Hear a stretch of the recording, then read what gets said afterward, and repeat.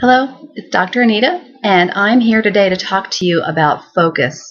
I talk a lot about focus with my clients, helping them keep them focused on their goals and what's important to them, and making sure that their actions are always in alignment with their most important values and vision that they have for themselves.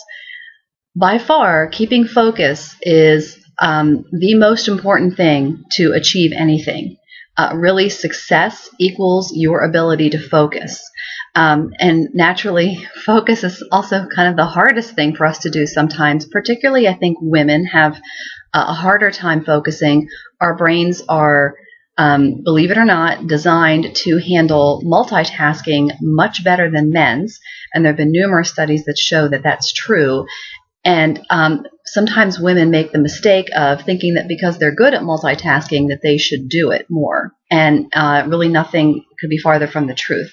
Multitasking pulls you away from any one thing. And when you are not focused on something, you are not doing it well or doing it at all. And actually there's numerous studies that show multitasking really interferes with your ability to get things done. It makes you actually less efficient. People think they're being more efficient, but you are not. So I'm on a little crusade here to help get people away from multitasking and towards focus. You will be so happy that you did this. Now, there's several steps that you can take. The first step that I'd like for you to consider today is what you can get rid of in your life. Now, this is a big one. And so when we say focus and removing distractions, reducing multitasking, all that sort of thing, in many ways, it starts with putting firmer boundaries around your time, attention, and energy. That means you get to decide what you are going to bring into your life, what you are going to spend time, attention, and energy in maintaining, and what you're not going to maintain. So this starts with deciding what needs to go. And sometimes you have to be brutal with yourself, with your family, with your community, organizations that you're involved in perhaps. You may not actually have the time to do everything that you're doing right now to do it well. And, sometimes we want to do something because we feel passionately about it or whatever. But if it's pulling our attention away from something else, then perhaps now is not the right time to do that. And it's a tough thing because people always say, follow your passions. You should get involved with the things that are important to you. And I'm not saying that you shouldn't. What I am saying is to be very mindful of what those things are, how many are there, and what they're taking away from. Because every time you invite something into your life, it's taking time, attention, and energy away from something else. Every time. So now's a great time to kind of take inventory. Look at where you do put your time, attention, and energy across a day, across a week, across the month.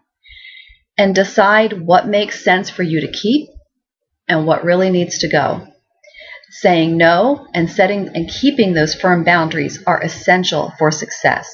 And if you're scared of saying no to something because you're afraid you're going to let somebody down or someone's going to be upset with you, all I can tell you is that if you're going to give away your life to trying to control what other people think of you, you're greatly diminishing the influence and potential that you can have because you have now attached your behavior to an ever-changing object out there, which is whether someone approves of you, whether they like you in this moment or not.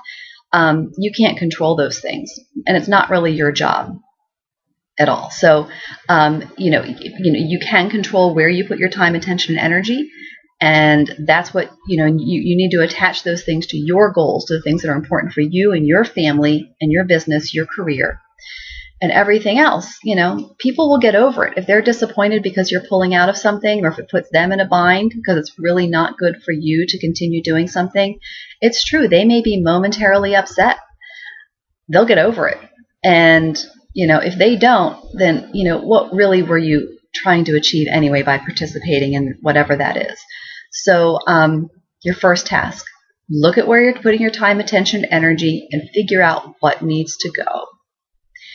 Next time, I'll talk about the next step, but it won't work until you do this one.